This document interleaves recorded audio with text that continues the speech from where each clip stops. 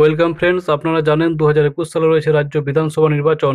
এই মুহূর্তে কিন্তু একটি বিষয় খুবই গুরুত্বপূর্ণ যে নতুন নিয়োগের বিজ্ঞপ্তি কি আর বের হওয়ার সম্ভাবনা রয়েছে, এবং যে নিয়োগগুলি বর্তমানে চলছে সেগুলির কি পরিস্থিতি হতে পারে। তো এই বিষয়গুলো খুবই গুরুত্বপূর্ণ, এবং কবে নাগাদ ভোট ঘোষণা হতে পারে সমস্ত বিষয় কিন্তু জানার জন্য অবশ্যই ভিডিওটা শেষ পর্যন্ত দেখবেন, স্কিপ করবেন না। যে ধরনের গুরুত্বপূর্ণ ভিডিও নিয়ে এসেছি আজকে আমি, তাই অবশ্যই আপনার চ্যানেলটা কিন্তু সাবস্ক্রাইব করে নিয়ে পাশের বেল আইকনটা অন করে রাখবেন বিভিন্ন ধরনের গুরুত্বপূর্ণ ভিডিওগুলো পাওয়ার জন্য।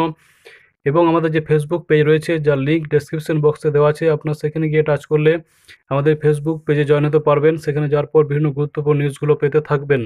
এছাড়া আমাদের যে টেলিগ্রাম চ্যানেলটি রয়েছে, যা সার্চ লিঙ্ক DFCS190420 লিখে সার্চ করলে আপনারা পাবেন। সেখানে যাওয়ার পর আপনার বিভিন্ন গুরুত্বপূর্ণ এক্সামের মক টেস্ট থেকে শুরু করে ক্লাস করতে পারবেন, যেমন SLST, PT, upper primary TET, miscellaneous main থেকে শুরু করে WBCS প্রিলিমিনারি ইত্যাদি। তো দেখুন, রাজ্যে বিধানসভা নির্বাচনের দিন ঠিক হয়ে গেল।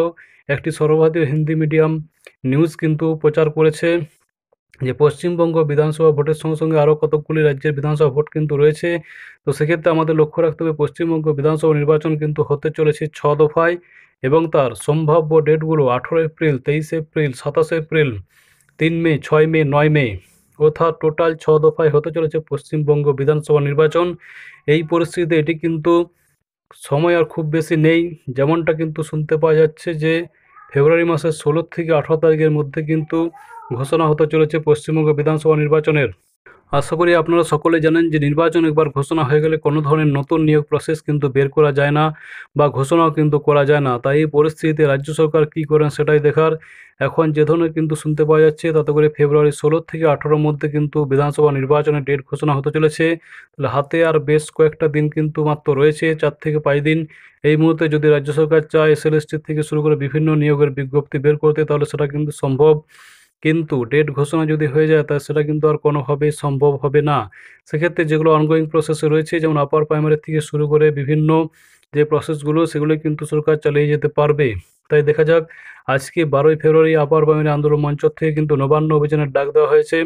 আপার প্রাইমারি রিক্রুটমেন্ট এই বিধানসভা ভোটের পূর্বেই কমপ্লিট করার জন্য, অর্থাৎ ফেব্রুয়ারি মাসে 28 তারিখের মধ্যেই নিয়োগ প্রক্রিয়া শেষ করে ফেলার জন্য।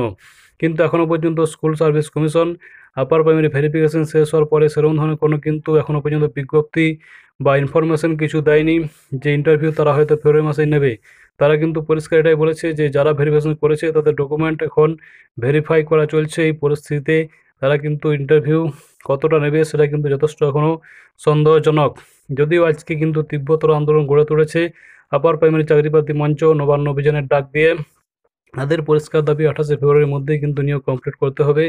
এদিকে 2017 টেট পরীক্ষা অনুষ্ঠিত হলো 31শে মার্চ, এবং বিভিন্ন অনগোয়িং যে প্রসেসগুলো রয়েছে, ক্লার্কশিপ থেকে আসলে সুপারভাইজার থেকে ইত্যাদি বিভিন্ন রেজাল্ট কিন্তু এখনও পিএসসি পাবলিশ করেনি। যদিও শোনা যাচ্ছে ক্লার্কশিপ পরীক্ষার রেজাল্ট কয়েকদিনের মধ্যে কিন্তু প্রকাশিত হতে পারে। তাই দেখা যাক, সব মিলে কিন্তু নতুন নিয়োগ হওয়ার সম্ভাবনা দিন দিন কমে আসছে, কারণ ভোটের সময় খুব বেশি আর নেই, এবং চালু নিয়োগগুলো হয়তো রাজ্য সরকার ভোটের কিছুদিন আগে পর্যন্ত চালিয়ে যেতে পারে, যে বিভিন্ন প্রসেসগুলো রয়েছে। কিন্তু আপনারা হতাশ হবেন না, ভোট প্রসেস বেশি দিন নয়, জাস্ট 1.5 থেকে 2 মাস। এই 1.5 থেকে 2 মাস পরে কিন্তু পুনরায় নিয়োগ প্রসেস স্টার্ট হতে চলেছে, এবং আশা করা যায় স্কুলগুলোতে যে পরিমাণ শিক্ষকের ঘাটতি রয়েছে তাতে কিন্তু SLST এবং আপার প্রাইমারি টেট 31শে জুলাইয়ের মধ্যে যদি কমপ্লিট হয়ে যায়, তাহলে অবশ্যই নিয়োগের বিজ্ঞপ্তি কিন্তু বের হবে। আপনার নিজের প্রিপারেশন চালু অবশ্যই রাখুন, প্রিপারেশন কিন্তু কোনোভাবে বন্ধ করবেন না, কারণ নিয়োগ প্রসেস কোনো ওয়ান টাইম প্রসেস নয়, এটি চলতেই থাকবে। এবং আপনারা অবশ্যই প্রিপারেশন নিজে চালিয়ে যান, কোনোভাবে বন্ধ না করে, এবং হতাশ হবেন না। সো ভিডিও দেখার জন্য ধন্যবাদ এবং থ্যাংক ইউ।